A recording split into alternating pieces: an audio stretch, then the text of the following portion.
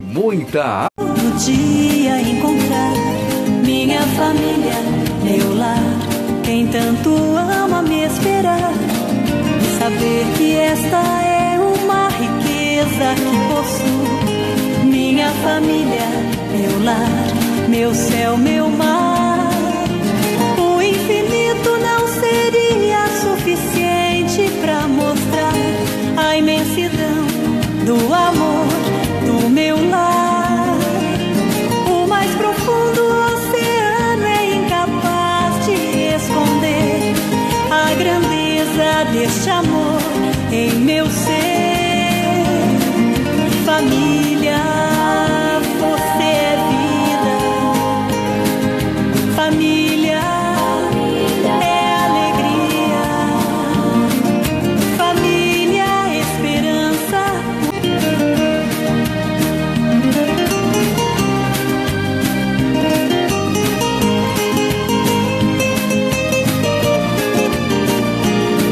Alegria é poder no final do dia encontrar minha família, meu lar, quem tanto ama me esperar, e saber que esta é uma riqueza que possuo. Minha família, meu lar, meu céu, meu mar.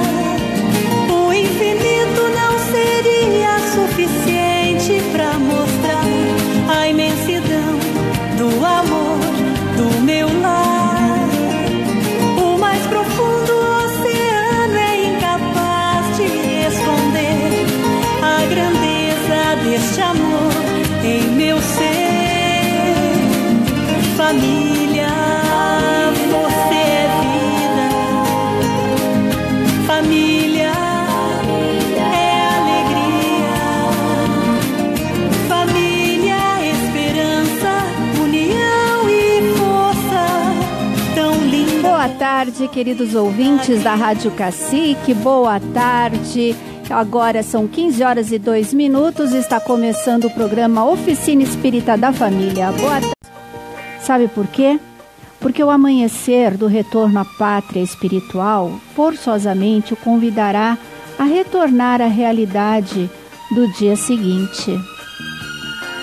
Nós não estamos na época de carnaval, mas vem bem a calhar esse texto de hoje de Jesus no teu dia a dia. Não faça da sua vida um carnaval que é pura ilusão. Seja uma criatura concentrada na realidade, nos compromissos, na responsabilidade, para que tudo dê certo em sua vida. Com certeza. E hoje no nosso programa, o nosso Evangelho, o nosso Evangelho no Lar, temos também as nossas ararinhas para os nossos ouvintes. No segundo bloco, nós vamos dar continuidade naquele assunto da Sana da semana passada, que foi sobre o suicídio. Porque muitas perguntas ainda ficaram, E é um assunto que a gente tem que falar sempre, porque é um assunto... Então nós vamos voltar sobre esse tema e você pode participar através do 3327-7643 ou no telefone direto da oficina, que é o 3014-5193. Vamos começar então o nosso Evangelho com a nossa prece de abertura, com o Senhor Florencio fazendo as vibrações por todos os nossos ouvintes e familiares. Vamos acompanhar a prece de abertura do nosso Evangelho no Lar.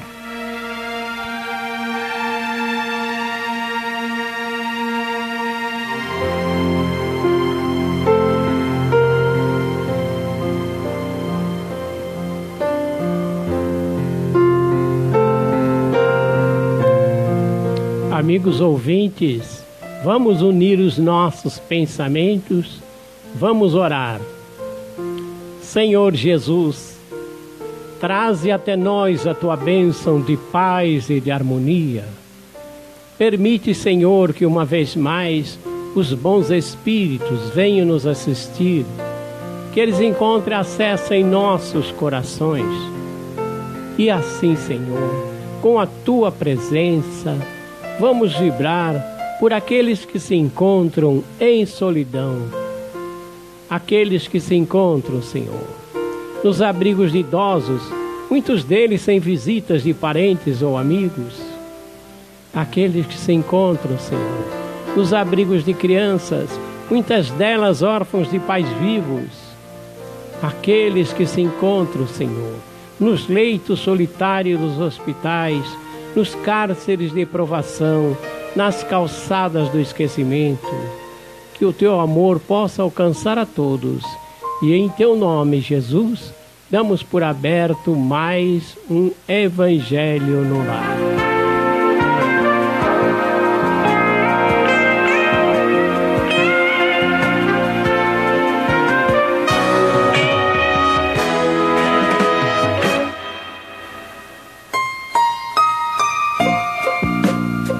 Continuar aqui no capítulo 27, pedir e receber. Nós vamos para o item 22, são as instruções dos Espíritos, e eles falam sobre a maneira de orar. O primeiro dever de toda criatura humana e o primeiro ato que deve assinalar o seu retorno à atividade diária é a prece. Quase todos rezam, mas são poucos os que sabem rezar. Que importância terão perante o Senhor as frases que repetem de forma maquinal, sem compreender, sem prestar atenção no que estão dizendo? Rezam por hábito, por um dever a cumprir, e cuja execução é sempre um peso. A prece do cristão, do espírita ou de qualquer outro culto deve ser feita logo ao acordar, após o espírito retomar o domínio do corpo. Ela deve elevar-se em agradecimento a Deus, com muita humildade, deve vir do fundo do coração, agradecendo por todos os benefícios recebidos até aquele dia, pela noite transcorrida, durante a qual foi permitido, ainda que inconscientemente, visitar os amigos, os espíritos protetores, extraindo do contato com eles novas forças para continuar a caminhada. A prece deve elevar-se humildemente aos pés do Senhor. Deve mostrar a fraqueza que possuem para que possam suplicar seu amparo, seu perdão e sua misericórdia. Ela deve ser profunda, pois é a alma de vocês que deve se elevar até o Criador, devendo transfigurar-se como Jesus no Monte Tabor, quando apareceu de forma iluminada, falando com Moisés e Elias na presença dos apóstolos Pedro, Tiago e João. A prece, ela deve chegar ao Senhor branca e radiante de esperança e de amor. Interessante que aqui ele fala, que deve ser o primeiro ato da criatura ao acordar a prece. Geralmente a gente acha que a prece só é feita, na hora de dormir.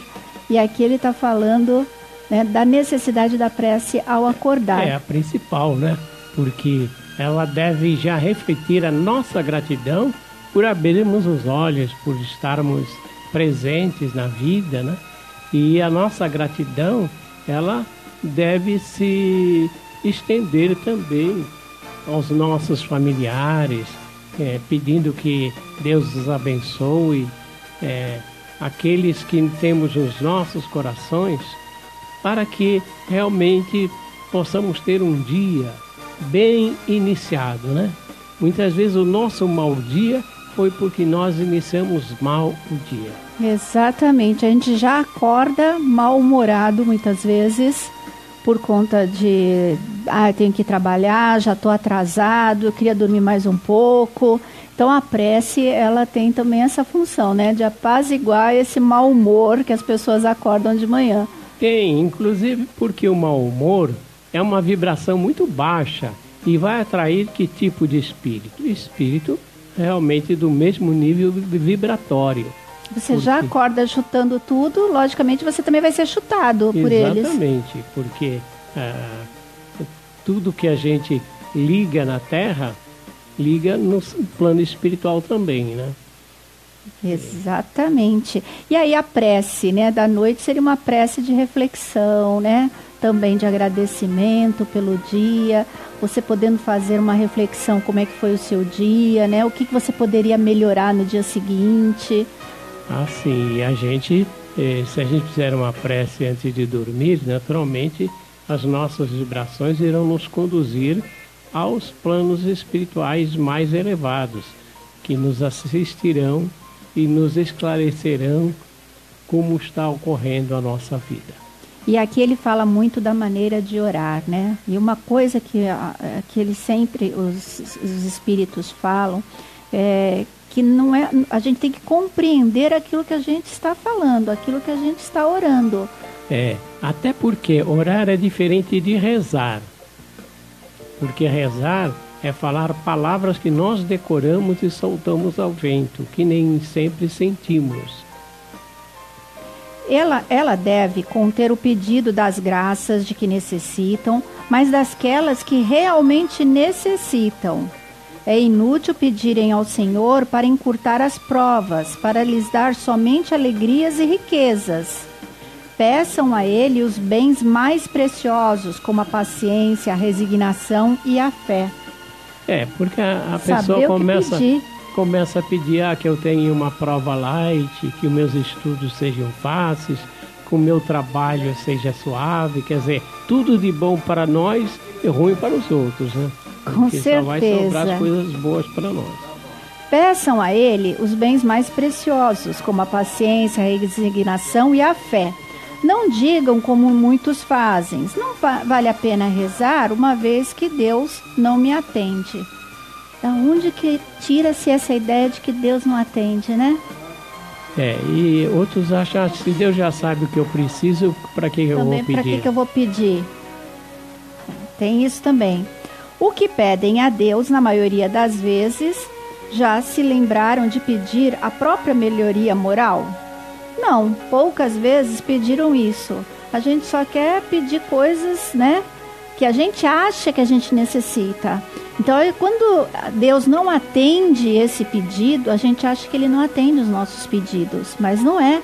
Muito pelo contrário, Ele está atendendo o nosso pedido e não fornecer aquilo, né? Não dar aquilo que a gente está pedindo, porque não é necessário para a gente naquele momento. Não podemos transformar Deus num Papai Noel que atende as nossas criancices. Muitas vezes, né, são coisas que não vão nos fazer bem e a gente acha que aquilo é a coisa que vai me deixar mais feliz no mundo e aquilo não vai me fazer bem. Num período lá para frente, aquilo vai ser o motivo da minha derrota. Então, toma cuidado com aquilo que pedem, né? Mas graças a Deus, Deus é tão sábio, tão bom, tão justo, né? Que Ele sabe como tratar os seus filhos. E tem gente que também diz o seguinte: Deus não se ocupa conosco. Se o fizesse, não haveria tanta injustiça. Quantas vezes o senhor já escutou essa frase? É isso mesmo. A pessoa se esquece ou não tem conhecimento de que nós vivemos num planeta de expiações e provas, né? E muitas vezes abençoados resgates que nos livram da consciência culpada de muitas e muitas vidas. Insensatos, ingratos, se analisarem honestamente o fundo de suas consciências, encontrarão quase sempre em vocês mesmos o ponto de partida para os males pelos quais lamentam. Peçam antes de todas as coisas para que sejam pessoas melhores e vão ver que imensidão de graças e de consolações irão receber. É que a gente pede a coisa errada. Se a gente pedisse a coisa certa, tudo seria bem mais fácil. Essa aqui é uma das mensagens. E ele continua: a prece, ela deve ser uma prática diária, sem que para isso seja preciso retirar-se para seus aposentos ou então exibir-se de joelhos nas praças públicas. Ela deve fazer parte dos deveres de cada um, qualquer que seja a natureza deles, sem exceção. Não é um ato de amor a Deus assistir seus irmãos em qualquer necessidade moral ou física? Ou seja, a gente não precisa de um lugar, né, para fazer a nossa oração. A gente não precisa de um momento certo, qualquer momento é hora de se fazer uma oração, principalmente quando a gente vê um irmão em aflição. Naquela passagem que Jesus vai até a Samaria e fala com a mulher aguadeira, aquela que foi buscar água, que Jesus pediu que ela desse de beber, depois que ele mostrou que ele sabia muito sobre ela, que ela tinha até 4 maridos, ou 4 homens que moravam com ela, que já moraram com ela, e ela pergunta: onde adorar a Deus?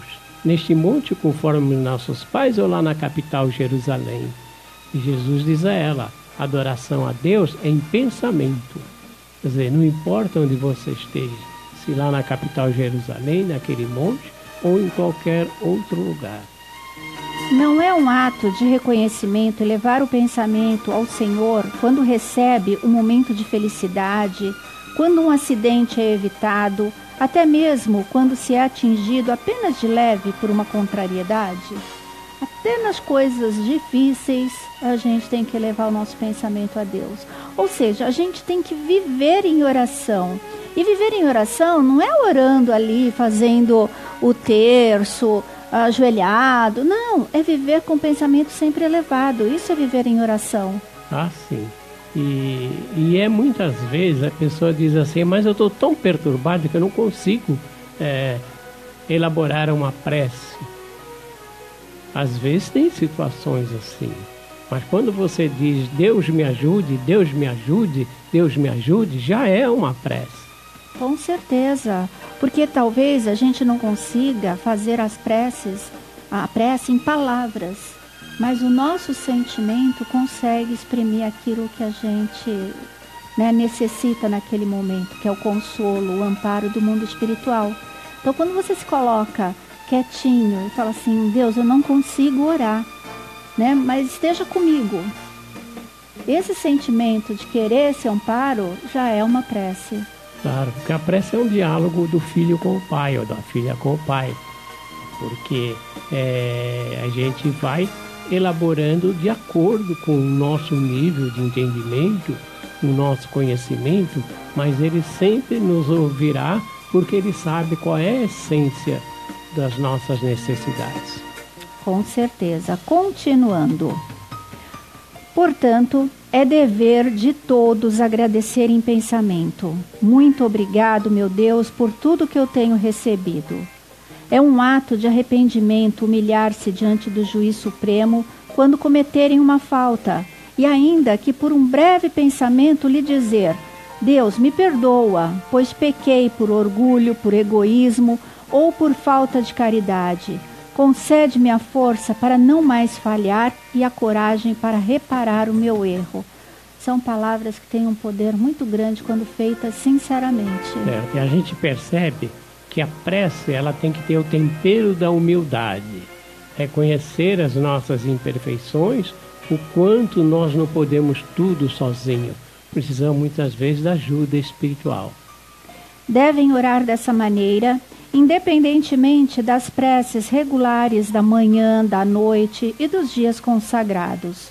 Como vem, a prece pode ser feita em todos os instantes, sem trazer nenhuma interrupção aos seus trabalhos, e se assim procederem, a prece irá beneficiá-los. Acredite que um só desses pensamentos, partindo do coração, é mais ouvido pelo Pai do que as longas preces recitadas por hábito, quase sempre sem um objetivo claro, as quais a hora pré-estabelecida lembra que chegou o momento de orar. Então, a prece, como sempre, sincera, sem aquele momento certo, não, 3 horas é o horário de orar. Não é assim, O pensamento elevado sempre, aquelas preces habituais mesmo que a gente faz ao levantar, como ele diz, pedindo a sua proteção, o seu amparo, para que lhe dê força, coragem para suportar o dia, a prece final do dia, e nesse intervalo, a gente também com os pensamentos, agradecendo tudo que se passa, às vezes são coisinhas, são mínimas, no nosso dia a dia, que passa despercebido. E são momentos que a gente deve agradecer, momentos que a gente deve pedir perdão a Deus por uma atitude que nós tivemos, uma palavra um pouco mais ríspida, né, que tivemos com o outro. Então, nesse momento, a gente também eleva o nosso pensamento e pede desculpa, né? Eu falei uma besteira que eu não abra mais a boca para falar essa besteira que eu disse agora. E manter esse diálogo constante com Deus é muito bom. A gente tem que realmente saber agradecer, porque a gratidão é um ato de amor. Com certeza. Nós temos aqui uma outra mensagem, e essa é de Santo Agostinho, para a gente até finalizar o nosso evangelho. Olha, vamos chegando já ao final aqui do nosso evangelho, do livro mesmo, né? Porque a próxima são as coletâneas, né? É uma coletânea de preces espíritas, o próximo capítulo. Então, a gente não vai entrar nesse quesito aqui, né? Não vai ter um programa específico para isso, mas a gente vai até falar sobre esse tema hoje. A felicidade que a prece proporciona. Vamos ver o que Santo Agostinho nos fala. Isso em 1861. Venham vocês que desejam crer. Os espíritos celestiais chegam para anunciar grandes coisas. Deus, meus filhos, abre seus tesouros para dar a todos os seus benefícios. Homens de pouca fé, se soubessem o quanto a fé faz bem ao coração e leva a alma ao arrependimento e à prece. Ah, como são comoventes as palavras que saem dos lábios na hora da prece. Ela é o orvalho divino que acalma o calor excessivo das paixões. A prece, sendo filha primeira da fé, leva-nos ao caminho que conduz a Deus. No recolhimento e na solidão estão sempre com Deus. Para vocês não existem mais mistérios, pois Deus se revela através da prece. Apóstolos do pensamento, a prece os leva a conhecer a verdadeira vida. A alma se desprende da matéria e se eleva aos mundos infinitos e etéreos que a pobre humanidade ainda desconhece. Avancem pelos caminhos da prece e ouvirão as vozes dos anjos. Que harmonia! Não é mais o ruído confuso e os sons estridentes da terra. São as liras dos arcanjos, as vozes doces e suaves dos serafins, mais delicadas que as brisas da manhã, quando brincam na folhagem dos nossos bosques. Com que alegria irão caminhar? A linguagem da terra é pobre para definir a felicidade que irão sentir, pois ela entrará por todos os poros. Tão viva e refrescante é a fonte da vida quando se está em oração. Doces vozes, deliciosos perfumes que a alma ouve e sente ao se lançar pela prece nessas esferas desconhecidas e habitadas. Sem o peso dos desejos carnais, todas as aspirações são divinas. Orem também como Cristo orou quando carregou sua cruz até o Calvário. Carreguem a sua cruz e sentirão em suas almas as mesmas doces emoções que o Senhor sentiu, ainda que carregando a cruz infame. Ele ia morrer, mas para viver a vida celestial na morada do Pai. Ou seja, o benefício da prece, né? E a gente não utiliza. E Jesus, ele inicia quando Pedro, aquele apóstolo tão simples, né? Ele pede a ele, ensina-nos a orar. E Mateus registrou no seu capítulo 6 do seu evangelho. E ele inicia assim: Pai nosso que estais nos céus, santificado seja o vosso nome. Então inicia um contato com Deus, chamando de Pai, e chamando de Pai de todos nós, que nós quer dizer de todos nós. E esse diálogo que Jesus vai ensinando para que nós possamos estabelecer esse contato, ele vai colocando o que nós devemos pedir a Deus. E ele diz assim: venha a nós o vosso reino e seja feita a vossa vontade. Quer dizer que não é a nossa vontade que tem que ser feita, é a vontade do Pai. E o pão nosso de cada dia nos dai hoje. Porque ele não pede o pão da semana, do mês, do ano. Pede só daquele dia, porque o dia seguinte será outro dia. E ele vai nos dizendo que a gente tem que perdoar os nossos inimigos, dizendo, perdoa as nossas dívidas, e ele condiciona, assim como perdoamos aos nossos devedores. E não nos deixeis, Senhor, cair em tentação, e livra-nos do mal, porque ele sabe que nesse mundo de expiação e provas, nós seremos sempre tentados a nos desviarmos do caminho. E a prece, né, o Pai Nosso, ela é a primeira prece aqui na coletânea de preces espíritas que nós temos ao final do Evangelho, né? Porque os espíritos recomendaram colocar, né, no início essa prece por tudo que ela representa. Ela é um resumo de todas as preces, vamos dizer assim. E aqui no finalzinho do Evangelho você vai encontrar vários exemplos, né? Não são preces assim, faça essa prece porque ela dá certo. Porque como a gente já estudou, a prece ela tem que ser sincera. Mas para aqueles que querem ter uma ideia, então aqui nós temos preces para as reuniões espíritas, nós temos aqui prece para si mesmo, aos anjos guardiões, temos preces para afastar os maus espíritos, agradecimento, nós temos prece de ação de graça, nós temos prece diante de um perigo, nós temos preces, ou seja, na hora de dormir, como nós falamos, nós temos preces também pelos encarnados e pelos desencarnados. Então nós temos várias preces aqui que podem dar uma ideia para os nossos amigos ouvintes que estão lá do outro lado, que acham assim, mas eu não sei orar, eu não sei. Então começa por essas preces aqui que você está começando bem. E todas essas preces, Allan Kardec faz um prefácio. Também. Para que você entenda o que você vai dizer e qual a razão dessa prece. Exatamente. E tem uma prece assim que eu acho muito bonita, né? Que é a prece por uma criança que acaba de nascer, né? É um momento bom. A gente está recebendo um espírito, né?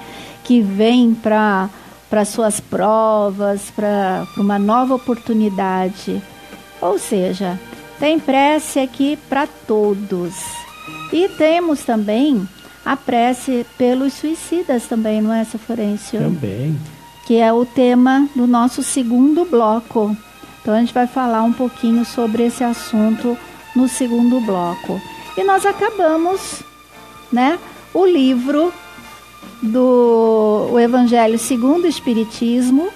Nós vamos começar de novo, Sr. Florencio. É assim Vamos que se começar. faz o Evangelho no Lar? Exatamente.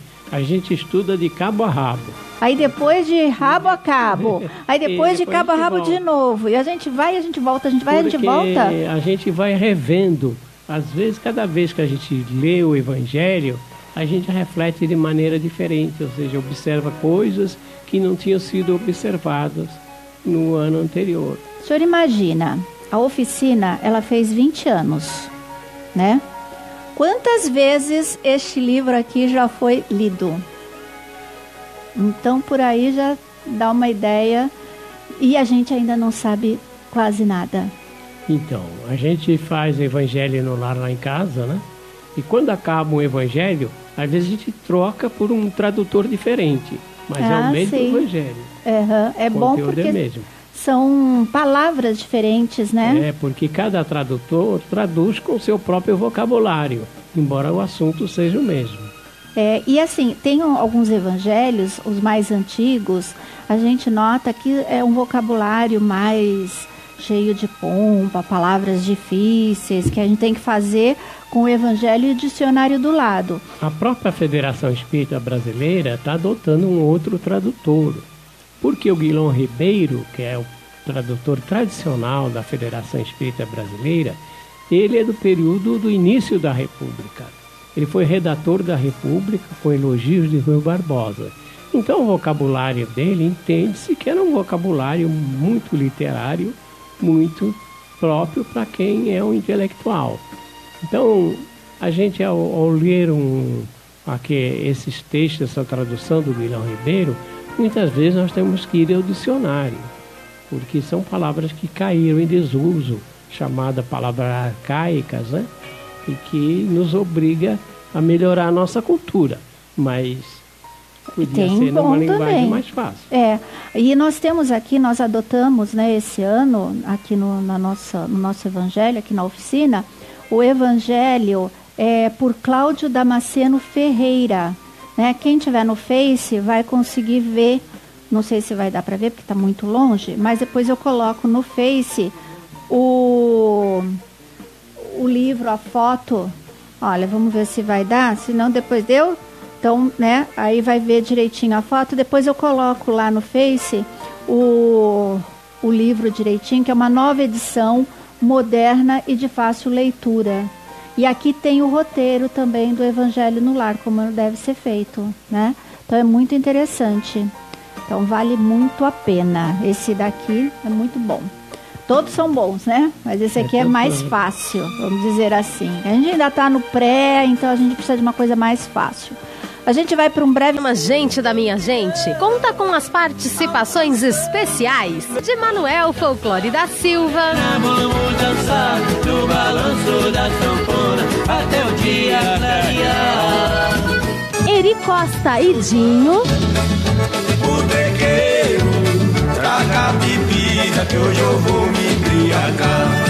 Programa Gente da Minha Gente. Todos os sábados, das 16 às 18 horas.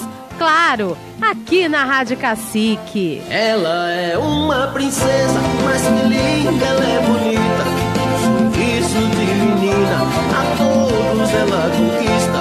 Está em todas as páginas e na capa da revista. Saiba o que fazer para não deixar a dengue entrar na sua casa. Pratinhos de vasos de plantas dentro ou fora de casa são foco da dengue. Escolha que você pertence, seja A, B ou a B, tem sempre alguém esperando você. Uma doação pode beneficiar até 4 vidas. Por isso é importante que todo doador continue com este ato de bondade sempre. Procure um hemocentro e seja um doador regular. Doe sangue regularmente e ajude a quem precisa. Ministério da Saúde, Governo Federal. Você que passa por um momento de tristezas e dúvidas e precisa de ajuda, escreva para a Sana. Há mais de 30 anos, trabalhamos gratuitamente com mensagens fortalecedoras, inspiradas na confiança em Deus e nos ensinamentos de Jesus. Sana, Caixa Postal 2012, CEP 11051970, Santos, São Paulo. Ou visite o nosso site www.sanamensagens.com. ZYK 654, Rádio Cacique, operando em 1510 AM e pela internet www.radiocacique1510.com.br. A tradição do rádio. Rádio Cacique. Você está ouvindo programa Oficina Espírita da Família.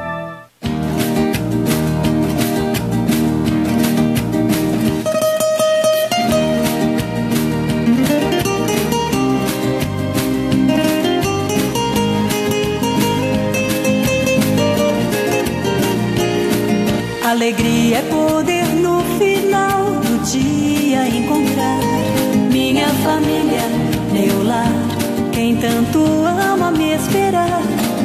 E voltamos aqui com o nosso programa Oficina Espírita da Família. Você pode participar através do telefone 33277643. Ou então você pode também mandar o seu alôzinho aqui pelo Face, né? Quero mandar um beijo pro pessoal aqui, a Railde, a Ana Paula, ou melhor, as Anas, como ela colocou aqui, as Anas. Nós estamos aqui assistindo, que são 2 Anas. Beijo, meninas. Pro José Vicente também, que mandou um abraço aqui pro seu Florencio. A Mary Medeiros e a Maria Otília. A Maria Otília também mandou um grande beijo pro senhor, viu, seu Florencio? Então, outro para ela. Exatamente. Então, um abraço aí para todo mundo. Temos também aqui o Hortêncio também, né? Aqui ouvindo o nosso programa. Muito bom, né? É a internet aí facilitando as coisas pra gente. Bom, vamos falar sobre o assunto da semana passada, seu Florencio, sobre o suicídio. É um assunto que a gente vai e volta também, porque é muito importante esse assunto. E hoje a gente vai falar sobre esse tema aqui, com algumas perguntas baseadas no livro Triunfo de uma Alma, que são recordações à existência de Ivone do Amaral Pereira. A Ivone, ela teve acesso a diversas encarnações, em que em 2 encarnações dela ela foi suicida. Então, aqui, 2 vezes suicida. Então, se tem alguém que pode dar depoimentos, né? E dava, né, muitos depoimentos sobre o problema, era ela. Bom, vamos lá. Começando aqui. Uma das perguntas, a primeira pergunta: por conta do suicídio ser um grande mal para toda e qualquer pessoa que dele lance mão para resolver ilusoriamente um problema, por mais grave que ele seja, vamos a algumas perguntas então. Podemos ter um exemplo prático do que é o ato do suicídio, seu Florencio? É assim. Vamos dizer que o lavrador usa a sua enxada para manter a sua sobrevivência. Só que no momento de revolta ele quebra a enxada. Vamos dizer que a enxada seja o seu corpo. Para ele sobreviver, ele vai ter que fazer alguma coisa, cavar com as mãos, mas vai continuar sofrendo. Pior ainda, né? Porque agora ele não tem mais a enxada. É um exemplo bem interessante, né? Que a gente deve parar e analisar. Então, na hora que você perde o seu corpo, a primeira decepção que você tem é que a vida continua. E os problemas continuam atrás de você. E você não tem mais o corpo para resolver. O suicida, porque ele vai se sentir o causador de tudo. Suicídio às vezes é um ato de egoísmo, né? A pessoa pensa em se livrar do problema, mas esquece os outros que estão ao redor, né? É o mal que vai causar aos outros. Porque se ele é materialista, ele pensa que vai entrar no nada e que tudo vai se apagar. Agora, seu Florencio, para o crime do suicídio, as penas, elas são... Os vermes sentirão preso muitas vezes a cova escura e sentirá muitas vezes também espíritos que o odeiam, arrastando para regiões de sofrimento. Agora, seu Florencio, a gente sabe, né, que isso já faz algum tempo, né, que durante muito tempo o corpo de quem se suicidava não podia ser enterrado em um cemitério comum. E muitas vezes não recebiam também as bênçãos sacerdotais. Né? O que pensar sobre essas atitudes que as pessoas têm em não poder falar que a pessoa se suicidou, não toca nem no nome daquela pessoa, muitas vezes? Então é falta de lógica, né? Porque Jesus nos ensinou que Deus é justiça, mas também é misericórdia. E que Ele sempre procura ajudar ao enfermo, que no caso o suicida é antes de tudo um enfermo. E a gente pode perceber que havia muita discriminação, como se o corpo fosse o culpado. Aquele corpo inerte não é culpado de mais nada, porque o espírito, ele terá o seu desprendimento na hora certa. E não é o espírito que vai ser enterrado, e sim o corpo. A eutanásia seria uma espécie de suicídio? Se essa eutanásia foi solicitada pelo paciente, ela é um suicídio. Agora, se essa eutanásia foi aplicada independente da vontade do paciente, aí é um homicídio, aí é assassinato. Aquelas pessoas que não querem nenhum tratamento médico, tipo, eu não quero ficar hospitalizado, eu não quero ir para UTI, eu não quero que haja intubação. Isso também pode ser considerado um suicídio? Ah, sim, será um suicídio. Muitas vezes não é um suicídio técnico, mas é um suicídio indireto. Porque se Deus colocou na Terra os médicos, toda a ciência, foi para a vida, né? E uma conhecida minha, que ela estava trabalhando em São Paulo e a mãe morando em Santos. Aí ela sonha com a mãe, que a mãe diz a ela: filha, eu estou bem, mas meu corpo não está bem. Eu vou precisar de cuidadora. Ela vem a Santos e descobre que as contas estão todas por pagar. A mãe está totalmente pirada, vamos dizer. O Alzheimer tomou conta dela, mas o espírito dela estava lúcido. Exatamente, o corpo é que não estava bom, mas o espírito sempre está lúcido. Muitas vezes a gente vê pessoas que, ou por conta da sua profissão, no caso bombeiros, policiais, ou outras pessoas, por conta mesmo da situação, acabam arriscando a sua vida em favor da vida do outro. E acabam, às vezes, até sucumbindo, né? Um exemplo que nós tivemos aí são dos bombeiros que entram, né, nos incêndios e sabe que ali ele pode morrer. Quantos bombeiros não morreram em 11 de setembro, sabendo que os prédios iam desabar, eles entraram. Outros, né, nós temos também exemplos por aqui também. Isso, tendo essa consciência que você pode vir a desencarnar ali, seria considerado também um suicídio? Aí no caso não, porque aí é um ato de coragem, é um ato em que a pessoa está dando a vida para tentar salvar a vida do seu próximo. Tudo que pesa nas nossas ações são as nossas intenções. E isso naturalmente vai ter um amparo espiritual para que essa pessoa seja liberta no plano espiritual com a devida assistência. Tem uma pergunta aqui do livro, que é uma pergunta que muitas pessoas até fazem, quando a gente fala sobre o caso dos bombeiros, policiais, né? Pessoas que têm uma profissão de risco. Aí as pessoas falam, e aqui tem essa pergunta, nas corridas de carro, de Fórmula 1, pode-se considerar o piloto que desencarna num acidente ali durante a corrida um suicida? Não, porque ele não tinha vontade de matar, ele está numa competição, ele tinha vontade de ganhar a corrida. E muitas vezes ele reclama das más condições do veículo, da pista, tudo mais, que não é culpa dele. E que naturalmente ele vem a perecer num desastre, mas ele não é suicida porque ele não tinha essa intenção. E muitas vezes, né, através dessas corridas, é que eles acabam fazendo equipamentos de segurança para o nosso dia a dia.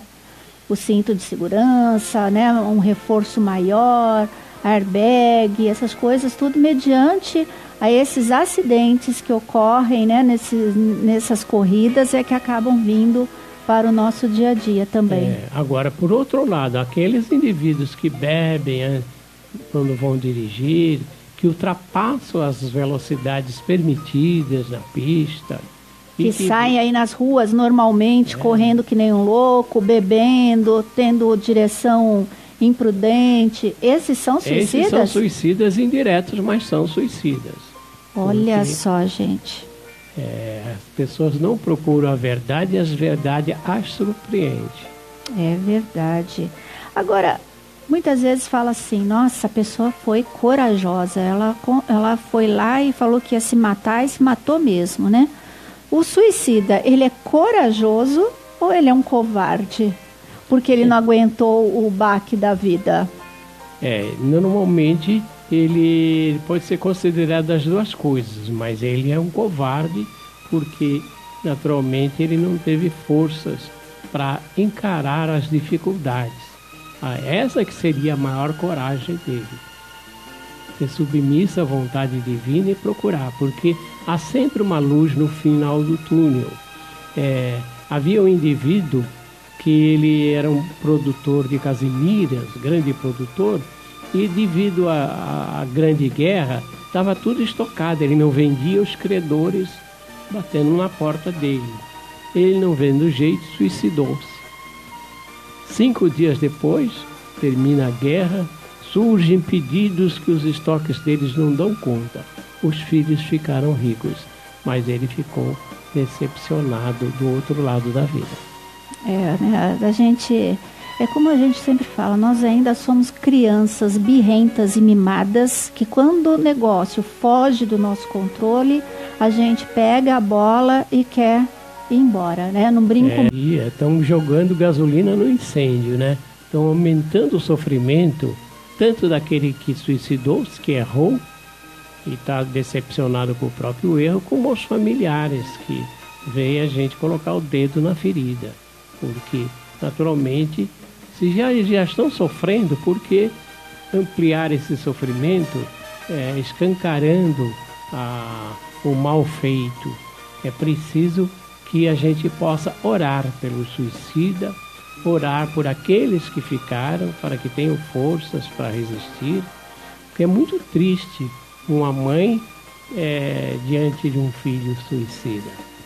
Então a oração, né, ela deve ser direcionada sempre para os sofredores, tanto para o suicida quanto também para os familiares, né, que ficam também com um sentimento de culpa muito grande. Exatamente. As pessoas, os pais ficam pensando, onde foi que eu errei para meu filho tomar uma atitude dessa? E a oração vai auxiliar muito, né, os dois lados. Porque vai favorecer que na hora de sono eles possam ser levados aos seus guias espirituais, seus anjos guardiões. Bom, Sr. Florencio, nós vamos ficando por aqui com o nosso bate-papo, né? Muito esclarecedor, que a gente possa ter auxiliado aí todos que estão ouvindo, que estão participando do nosso programa, né? Que a gente possa também auxiliar outras pessoas, que muitas vezes chega. E como nós falamos na semana passada, a gente não pode fechar os ouvidos para aquela pessoa que fala assim, por mais que na hora do desespero, numa hora do... eu queria dar cabo na minha vida. E você achar, ela falou da boca para fora. A gente tem que estar sempre com os olhos bem abertos. Assim, tem que pensar muito, porque Deus é o dono da nossa vida. Nós temos que responder se nós abreviarmos esse período que nos foi destinado. É preciso ter coragem, ter fé, ter paciência e esperar que Deus nos mostre a solução, porque aonde a gente encontra a porta fechada, nós ficamos tão perturbados que nós não vemos que existe uma outra aberta para nós passarmos. É verdade. Bom, gente, nosso programa está terminando, mas antes do tchau final, eu queria dar os parabéns para os aniversariantes do mês de dezembro. Dezembro chegou e a gente tem um aniversariante aí muito especial, Jesus fazendo aniversário esse mês, né? Temos que... Eliseu também, muito mais do que especial. Ele é nosso amigo aqui, Eliseu. Dia 25, no mesmo dia. Porque gente boa é assim, né? Ele fecha mesmo, né? Tá certo, Eliseu. Então vamos lá, parabéns para Maria, dia 7, Zezinho, dia 8, o Mário, dia 10 e o Roberto também no dia 10. No dia 15, a nossa amiga Margarete. E o Nestor Grilo, dia 27, a Lígia. Esqueci de mais alguém? Mas se esqueci... Não, o Dimas é aniversário do programa? É aniversário do programa do Dimas. Parabéns, Dimas. E a todos os aniversariantes do mês de dezembro, nosso abraço, nosso carinho a todos vocês. Bom, vamos lá para as nossas ararinhas, as imperfeições que ainda habitam o seu ser. José Vicente, obrigada, José Vicente. O amor é a força que cura qualquer ferida da alma. A Mari Medeiros, a semente do conhecimento está dentro de você. Para que ela cresça e floresça, deixe a luz da boa leitura entrar na sua vida. Hoje nós demos algumas dicas aqui, né, de leitura. O Evangelho, este livro, né, do Ricardo Orestes Forni. Então tem boas leituras aí. Qualquer coisa... de uma alma. Qualquer coisa é só falar com o seu Florencio que ele dá boas dicas. A Marta Otília: as imperfeições nos fazem reagir impensadamente diante de uma ofensa. Portanto, respire fundo. Vamos lá, o Hortêncio também mandando aqui recadinho. Lute pelo que você acredita. Você é capaz de transpor barreiras com a sua fé. Nunca desanime. Família. Vamos lá. Aqui a Ana Paula também. Eu não coloquei a Ana Paula, que é aniversário da Ana Paula. Ela tá avisando aqui pelo Face. Isso mesmo, Ana Paula. Tem aniversário da Ana Paula, tem aniversário também da Débora. Tem muita gente boa aí fazendo aniversário em dezembro. Gente boa faz aniversário em dezembro. Gente melhor ainda faz em fevereiro. Bom, uma boa tarde para todos vocês. Uma semana maravilhosa e até sábado que vem. Não é, seu Florencio? Se Deus quiser. Eu não sei se eu estarei por aqui, porque vou fazer uma cirurgia de catarata. E a gente vai fazer orações para que dê tudo certinho. Vamos usar aquilo que nós falamos hoje aqui, né? O poder da oração, e vai dar tudo certo. E Deus sabe que tem que dar certo. O senhor vai